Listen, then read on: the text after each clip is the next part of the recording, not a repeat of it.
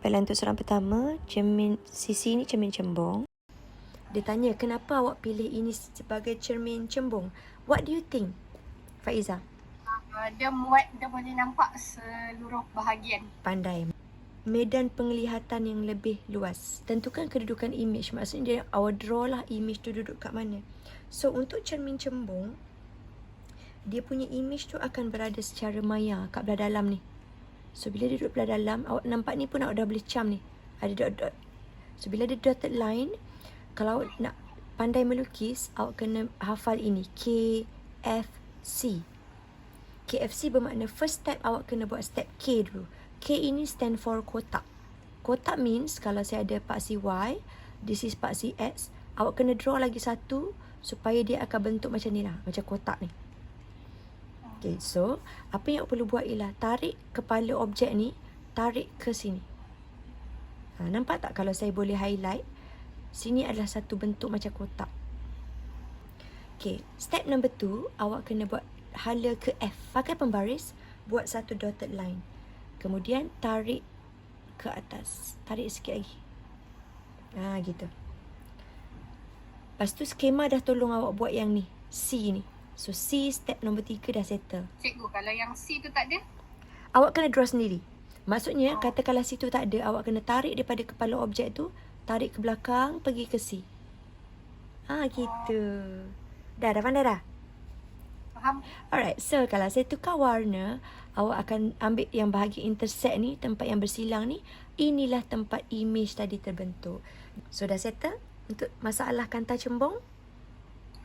Dah. Alright, good. Settle masalah pertama. Sekarang dia tanya, kalau awak punya kelengkungan cermin ditambah, maksudnya apa? Ini awak punya paksi tegak. So kalau sebelum ni cermin awak macam ni, so kita kata kelengkungan dia macam ni lah. So that dia membentuk satu cermin. Tapi kalau saya tambah kelengkungan dia, bermakna saya lebarkan lagi. Saya tambahkan lagi jarak ke sini. Okay, saya admit kawan awak sekejap. Okay, saya kata hari ni hari last kan, Form 4. Azalia ni pun selalu masuk. Okay, bila saya lebarkan lagi, awak punya size image tu akan lebih kecil. Tapi awak boleh nampak lagi luas. So, cuma kena consider size image sahaja. So, dia akan dapat lebih kecil. Hai Azalia. Hai sayang. Pokok yang besar kat luar tu dinampak kecil dalam ni. Tapi awak punya medan penglihatan lebih lebar. So, saya takkan ulang topik yang sama, subtopik yang sama. Cuma mungkin drawing lah. Awak mungkin nak lebih training kan? So, saya ajar Okay, step first, kotak. Tarik ke dalam. Okay, kalau boleh saya highlight lagi sekali, awak akan nampak sini bentuk K, kotak. Dia selari dengan paksi X tu, kalau awak tengok betul-betul. Okay, K number 1 siap. F, hala ke F, sini. Tarik ke atas sikit lagi. Pakai pembaris. Okay, ni yang Faiza tanya tadi, kalau tak ada drawing. So, your task is dari C pergi kepala. Okay, ambil pembaris. Gitu. Yang kat dalam dotted, yang dekat luar straight line. So, awak akan nampak, kalau saya warnakan lagi sekali, awak akan nampak image yang intersect dekat dalam tu lebih kecil berbanding objek yang diberi. That's why nampak pokok tu kecil sikit. Ciri image kecil dan tegak dan maya kat dalam. So, lengkapkan Raja. Kalau nak dapat 3 markah, pastikan markah awak tu ada di punya line ni. Kemudian ada anak panah ni. Dan ada gambar image ni. So, ada 3 item, dapat 3 markah. Okay? And then line-line tu pastikan guna pembaris lah. Kalau dia tanya fenomena, awak pastikan awak pilih sama ada pantul. Apa lagi? Siapa hafal fenomena? Interference tu. Betul, pandai. Interference, tapi kalau ikut topik dia duduk belakang sekali. Sebelum tu? Pembiasan, pandai. Ada lagi satu? Pembelawan. Pandai. Hari ni awak dah tunjuk taring Tak ada senior kan? Okay, so untuk gambar rajah ni, dia adalah fenomena apa? Pantulan. Pandai. Untuk tajuk optik, formula yang melibatkan panjang fokus ialah yang ni. 1 per panjang fokus sama dengan hasil tambah 1 per panjang objek dengan panjang atau jarak image. So what do you think F? F tu center tu. 30 bagi 2, pandai. Bila dia bagi kiri kanan, hujung ke hujung macam diameter lah. So yang tengah tu awak kena bahagi 2, pandai. 30 bahagi 2. So it's 15. Unit hati-hati tengok balik unit yang ada. cm. Betul. Jangan lupa fizik dia bab unit dia kedekut sikit. Tak ada unit, tak ada markah. Okay, so awak ada 2 option sama ada cari menggunakan formula ini ataupun awak cari menggunakan maklumat pada gambar. Ciri imej sama ada awak nampak tinggi rendah dia. Kalau dia semakin tinggi, tinggi. Kalau nampak dia rendah, awak kata dia kecil. Kecil. Ataupun awak nampak dia dotted macam tu, mungkin dia maya. Atau dia duduk belah yang sama, dia tak ada dotted, so dia nyata. Ataupun awak nampak dia terbalik, tertongging, selalu orang sebut tertongging lah. Atau terbalik, another one dia tegak. Okay, ini saja option yang awak boleh pilih. Azalia dah sebut kecil. Bad atau Faiza? Tegak. Maya. Kak Nurin awak masuk. Hai Nurin. Okay. Sekarang ni dia apply cermin keselamatan. Ni. So awak boleh tengok kalau ada berlaku kecurian ke apa. What do you think cermin tu dia nak pakai cermin apa? Cembung. Pandai dah ni. Okay, kenapa? Lagi luas kan? Betul. Gunakan perkataan depan tu medan penglihatan. Jangan sebut lagi luas saja, dia tak nampak luas apa. Mesti benda tu is melihat. Tulis sikit. Besar. View more bigger, betul. Saiz dia mesti lebih besar sebab image akan nampak lebih jelas. So jelas tu lebih tepat lah. Thank you Nurin. Type. Okay, I do like sentuh yang ni. Hantar dengan benda sebenar. Bila benda sebenar, U adalah 30. Mentol kan benda yang sebenar kan? So ni lah dia punya 30 U tu. Sekarang awak punya F adalah jarak fokus 20. Soalan tanya, kirakan jarak image. Okay, patah balik pada formula 1 per U campur 1 per V sama dengan 1 per F. Okay, masuk nilai. Awak ready dengan kalkulator kan? Pastikan awak dapat sama nilai dengan saya. 1 per V sama dengan tambah pindah jadi tolak. Okay, go. Tolak ini dulu. 1 per 60, good. 1 per 60 is 1 per V. So, untuk dapat V, songsangkan saja ke atas. So, awak akan dapat 60. Since semua cm dan cm, dia punya jarak pun akan jadi cm. Ni pengiraan F yang jenis lagi satu yang saya bagi tahu mula-mula tadi. Apakah nilai Q? Dia tanya ni. Intersect dekat sini ni berapa? Awak dah ada nilai V tadi, dah ada nilai U, dah ada nilai F. Possible awak akan guna benda ni kejap lagi. Okey, sekarang awak cuba jadikan persamaan ini dulu. Ingat lagi tak garis lurus? Sesuatu yang memintas dekat sini. Apa awak panggil? C. Pandai, pintasan dy kan? Okey, sekarang awak tengok ni Y sama dengan mx tambah C. Kita nak cari ni C. Kenapa kita nak cari C? Sebab C itu bermaksud Q awak. Ni. Kemahiran ni awak kena ada lah. Sebab tu saya kata basic kena kuat. Okey, jom kita try. Sekarang ni graf awak Y adalah 1 per V. Nampak? Sekarang saya nak jadikan 1 per V ni sorang-sorang saya nak buat macam tu. Okey. Betul tak kalau saya kata, saya tukar warna tengok betul-betul awak punya kecerunan ni, betul tak kalau saya kata dia negatif? Sampai sini siapa faham? Faham. Okay, so bila faham bermakna inilah maksud dia keturunan negatif tu. Oleh sebab itu, X awak ini. Ni. Lepas tu kalau saya warnakan untuk Y ni, Y awak itu ini.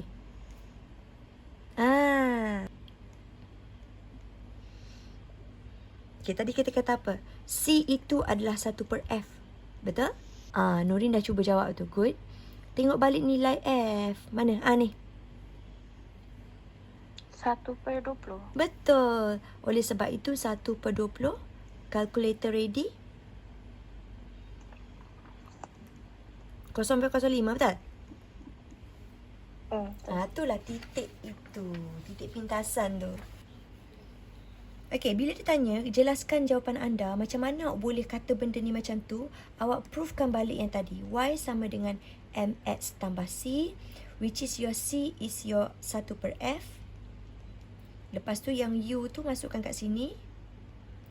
Pak CY tadi awak declare dia adalah 1/V. Inilah awak punya bukti. Betul, cikgu. Okay, jom kita terus. Okay, ni adalah kanta pembesar. Maknanya dia bukan cerita tadi dah. Dia cerita kalau cermin dia macam ni, sebelah bahagian saja. Kalau kanta, dia akan ada lagi satu bahagian belah dalam, depan dan belakang. Tu beza cermin dengan kanta. So ini awak guna kanta. Bila kanta pembesar, kalau awak boleh pegang dia punya body tu, dia adalah sejenis kanta cembung. Dia macam cermin sisi kereta tadi, tapi dia cermin cembung. So ini adalah jenis kanta cembung. Okey. Kemudian kalau tengok betul-betul, kanta tu kita letak dekat-dekat sangat dengan the bunga punya, apa kita panggil apa yang dalam bio, saya tak ingat lah. Statement. Saya pun tak tahulah. Kalau tipu saya pun saya kan aja. Okey. So dia tanya ciri. Jom saya pandang ke atas balik. Siapa boleh teka ciri? Kau ketawakan aku Lebih besar. Betul. Lagi? Tegak. Tegak, pandai. So kalau saya boleh bagi nota untuk awak hafal, kata pembesar tak pernah dudukkan dia jauh-jauh. Kalau nak tengok gambar, kalau tengok movie lah, Faizal selalu tengok movie Korea kan. Kalau dekat gambar, awak nak tengok bukti kan, awak jadi peguam, mesti awak letak kata pembesar tu rapat-rapat kat gambar, baru awak boleh nampak dia punya suspek, betul tak? So bila kita pakai rapat-rapat, maksudnya kita letak objek tu dekat sangat dengan kanta. Sejenis yang macam ni sama dengan cermin cembung yang tadi, yang ke atas yang awak apply dekat mana tadi tu. Okay, ni dekat cermin yang jalan. Belum sayang. Kanta macam ni tidak berlaku pantulan dalam penuh lagi. Dia ada kes lain untuk berlaku pantulan dalam penuh. Saya rasa setakat saya buat skema ni, saya macam tak jumpa pantulan dalam penuh dekat depan ni. Belakang-belakang sikit ada. Nanti saya sentuh. No worry. Saya akan sentuh juga. Okay, untuk conclusion pertama, cermin cembung jalan raya dengan kanta cembung kanta pembesar, image diorang sama tau. Maya. Saya rasa yang ni awak boleh hafal lah. Just in case dia nak ke semua ciri kan. Okay, untuk awak kenal UV, saya tunjuk sikit Ini. Kalau saya buat warna biru ni, ini objek tau. Objek. So daripada jarak dia ke sini, ni kita panggil jarak objek U. Kalau saya boleh pakai warna lagi satu, yang ni lah hijau lah. Dari kedudukan image ni, awak buat tanda macam ni, sampai ke sini adalah awak punya V. Dia mesti kepaksi ni, kepaksi sini. Okay, kalau awak nak tahu jarak F pula, saya pakai warna ni ni F. So kalau nak tahu ini F, awak kena tarik jarak tu ke tengah juga. So inilah awak punya F. Tu cara nak baca dia. Jangan kata lepas ni awak tak tahu nak baca lah. Nak test tak? Saya test satu je. Siapa boleh bacakan jarak objek? Jarak objek apa? U, V, F. U. Okay. Sekarang cuba tengok U bagi 5.2, 5.3. Siapa paling besar?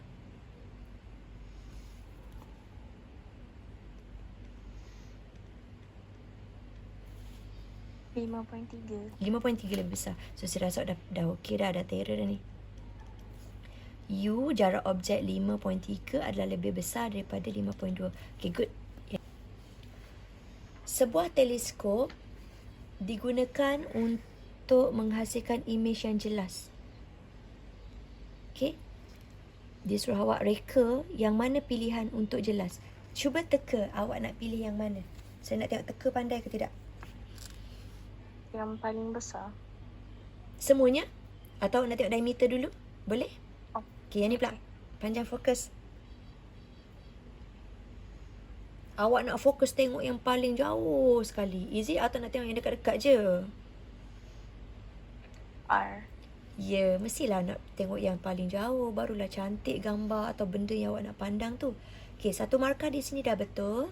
Saya nak tengok cara awak tulis jawapan. Okay, cuba. Cuba jawab yang atas tu dulu. Is it awak akan tulis 100? Ya. Ha? Jangan letak nilai. Tips dia, nilai-nilai yang ada dekat kotak jawapan tu jangan tulis nilai. Oh. Jangan tulis nilai sayang. Awak kena conclude. Contoh antara 10 dengan 100. Dengan 1, siapa paling besar, siapa paling kecil.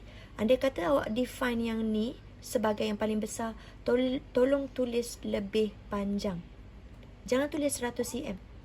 Oh. Ya sayang, sebab kenapa awak pilih paling panjang itu yang memberikan sebab nanti.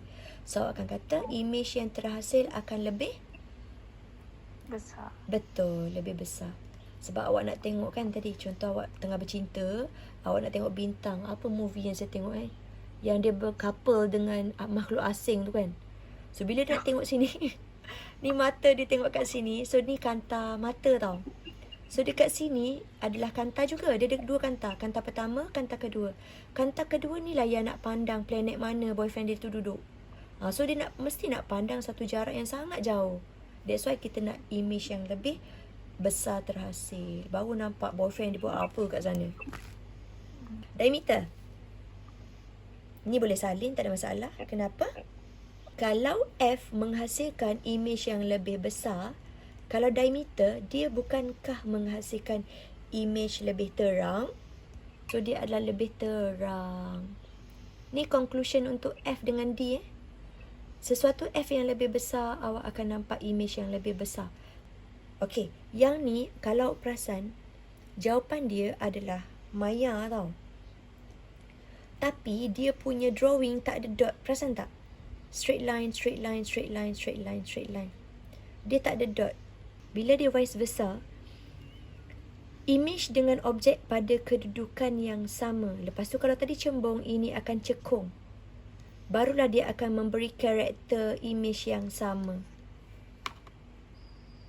Cuba awak tengok buku teks balik. Betul tak saya cakap? For this one is pembiasan. Cuba tengok Ni sikit je saya terang. Sesuatu tempat yang macam ni, udara, kita kata dia kurang tumpat. Kemudian awak pandang air itu lebih tumpat. That's why objek yang masuk air tu nampak lebih tinggi sikit. Inilah fenomena pembiasan. Ini cara drawing yang awak kena nampak. Okay, kalau saya boleh draw, tengok katakanlah line ni tak ada cara awak nak draw ialah awak tarik bucu sini, tarik pergi ke normal line sini, pergi ke arah mata. Awak nak masuk mata ni.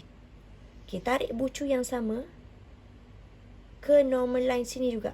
Tempat yang sama. Anak panah, tujukan mereka ke mata awak. Ini cara draw. Andai kata dia suruh draw. Boleh cara draw tu? So, awak kena lukis sendiri image tu. Pastikan sama besar lah. Ni saya buat tergemuk sikit. Pastikan sama besar. So, bila awak lukis image yang lebih tinggi, tak kisah tinggi mana, yang penting lebih tinggi. So, itu adalah markah kedua awak. Saya rasa last year punya trial ada. Now, apa formula dalam ketara kalau awak nampak dekat sini?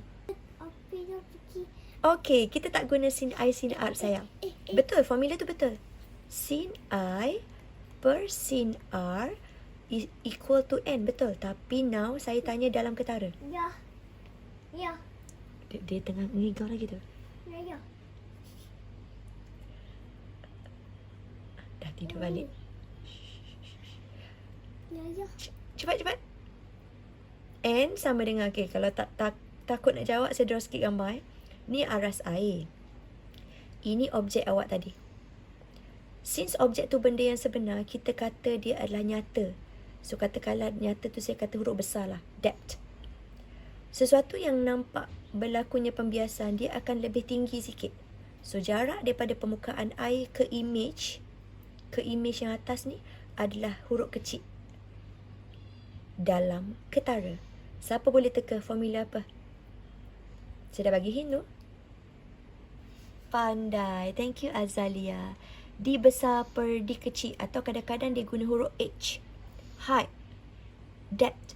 Sama je lah. So dalam ketara awak kena tengok ketinggian tadi. Awak ukur antara yang pertama dengan gambar yang kedua. Saya rasa dah jelas ni. Ini lebih tinggi ni. Dalam ketara yang ni lebih besar. Okay, kita masuk balik. N sama dengan dalam nyata per dalam ketara. D is dalam nyata. Real. Objek punya jarak. Ini dalam ketara. Image punya jarak. Okay, image punya jarak. Ini objek punya jarak. Okay, tengok Ini 4. Kaca 1.52. Intan 2.42. Intan. Nampak tak? Nampak cara kita tackle. So, bila awak dah nampak apa benda dia, so pastikan awak memilih N yang betul lah. N for Intan. Biasakan labelkan awak punya penulisan tu. So, siapa boleh bagi tahu saya unit? CM je. Pandai. Awak kena refer balik kat sini. Okay, so bila dia CM, awak maintain CM. Apa unit untuk N pula? Siapa boleh bagi tahu saya? Kenapa N ni tak ada unit? Sebab saya takut once dia tanya nilai N, awak letak unit pula nanti. Tak boleh sebab dekat sini CM tau. Ni pun CM. So bila cari N, biasanya automatik tak ada unit lah sebab dah potong. Hati-hati Macam mana cikgu boleh cakap dia ada kaitan dengan gelombang elektromagnet? Sebab dia ada pasal kena dengan jaket pelindung dengan teras. Betul? Dia ada jaket pelindung. Maksudnya bukan senang nak handle benda ni. Okey, satu yang kedua, awak tengok perkataan ni. Tisu darah dalam sel perubatan, dia tak boleh pakai cahaya lampu biasa. Dia mesti sesuatu yang radioaktif. Untuk sesuatu yang gelombang yang sangat halus, yang memerlukan lambda yang kecil, bermakna frekuensi yang tinggi, dia memerlukan gelombang elektromagnet seperti sinar gamma, sinar X. Sini awak boleh detect. Jaket pelindung pun betul juga. Sebab dia memang bila frekuensi tinggi memang bahaya sikit lah. Okay, tadi Nurin request pantulan dalam penuh. Tanya mana cerita kan? Ni, bila ada fiber optik memang akan berlaku pantulan dalam penuh. So, untuk open question ni, jom kita tengok cara nak buat jawapan.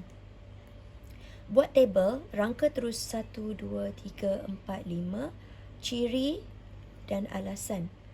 Okay, sekarang awak nak hantar satu image yang lebih jelas.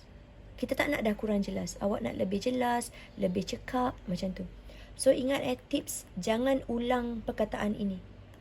Jangan ulang. Awak kena modify, cari yang sama erti yang lain. Ataupun yang kuantiti fizik yang lebih kurang. Okay, now awak tak ada list tau. Tapi awak diberi dalam bentuk gambar. Ciri yang pertama, kalau awak masih ingat pantulan dalam penuh, dia mesti macam fiber optik yang macam wifi punya. Kalau masih ingat iklan kat TV, anda ingin jalur lebar yang lebih laju, dia punya iklan tu kan. So fiber optik ni dia mesti ada 2 teras tau. Satu teras luar, macam orang pakai, macam kita ada baju dalam dengan baju luar kan. So dia mesti ada baju luar yang sini dengan baju di bahagian dalam. So dia ada teras dalam dengan teras luar. Light akan lalu ni akan bending. Kenapa dia bending? Sebab dia berlaku pantulan dalam penuh. Dia punya baju luar ni bukan belah atas saja, dia ada baju luar depan dengan belakang. Macam ni. MRI ada fiber optik. Bahan untuk teras dalam. Dalam ni ketumpatan macam mana? Tinggi ke rendah? Pandai. Good. So nota awak kena macam ni So pastikan bila tulis, pastikan tulis perkataan lah tinggi. So barulah alasan awak akan berlaku pantulan dalam penuh. Okey, ataupun jawapan lain awak boleh kata ketumpatan tinggi bermaksud indeks bias akan menjadi tinggi. Kita pakai material dengan indeks bias yang tinggi. Apa kesan dia? Nampak tak benda ni dia sebelah-sebelah? Dia relate sebenarnya.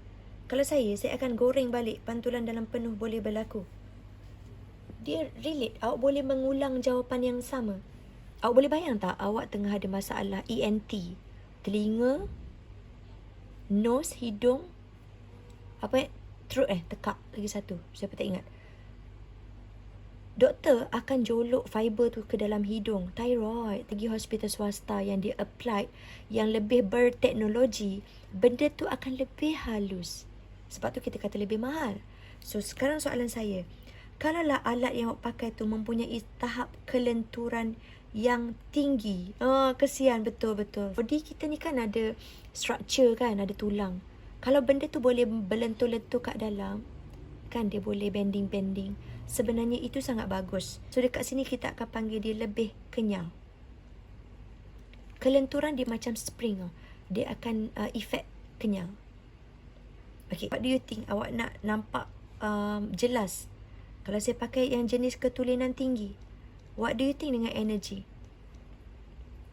Tenaga yang diterima besar atau kecil? Besar, pandai. Sebab bila awak pakai sesuatu yang tulen, maksudnya dia sampai terus kepada apa yang dia nak reach. Dia nak tengok apa, cancer ke apa. So tenaga yang sampai tu lebih besar. Kenapa kita pakai jaket pelindung? Awak nak lindungi body awak, organ ke, sel ke. Kalau tak nanti dia boleh menyebabkan, contoh awak nak baiki badan awak yang lain yang sakit.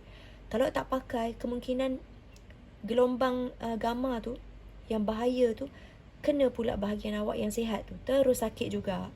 So that's why kita pakai jaket pelindung. Tiba-tiba saya terblur nama dia, betul tak? Mikroskop makmal ni, which is awak turunkan dia punya ni, dia akan sampai kepada objek dan awak akan nampak. Ini sama cerita macam pakai kanta pembesar tadi. Betul. Sorry lah, biologi dah lama tinggal sayang. Saya rasa dah okey. Cuma mungkin awak nak last one. Jom teka.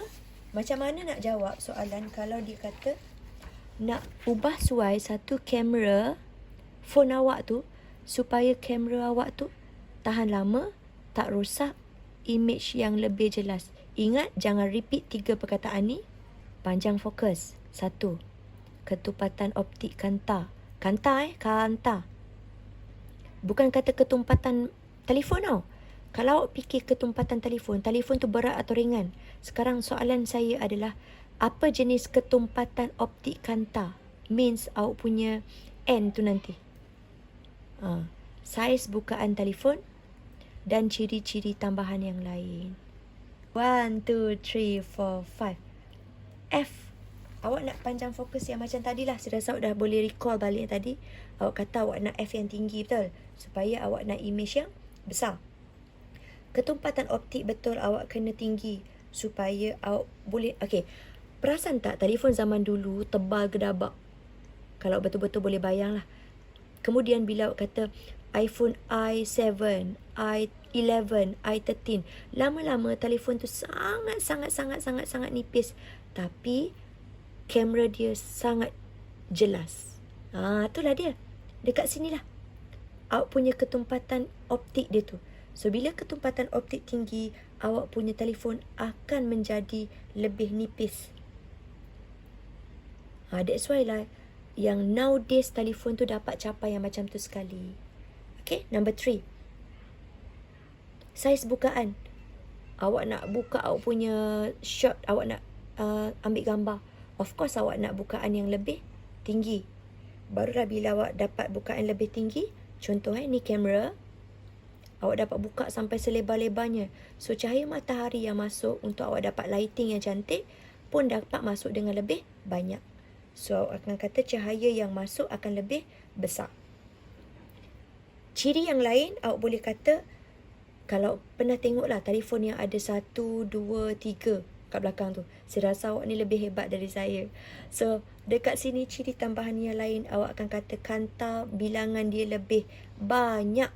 Barulah awak kata image yang terhasil akan lebih jelas, contoh.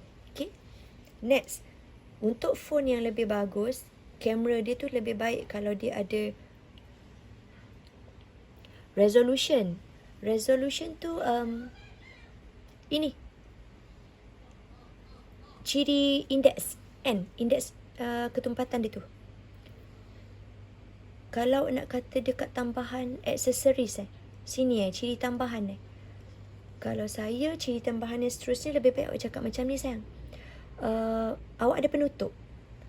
Dekat bahagian kanta awak tu awak ada apa orang kata?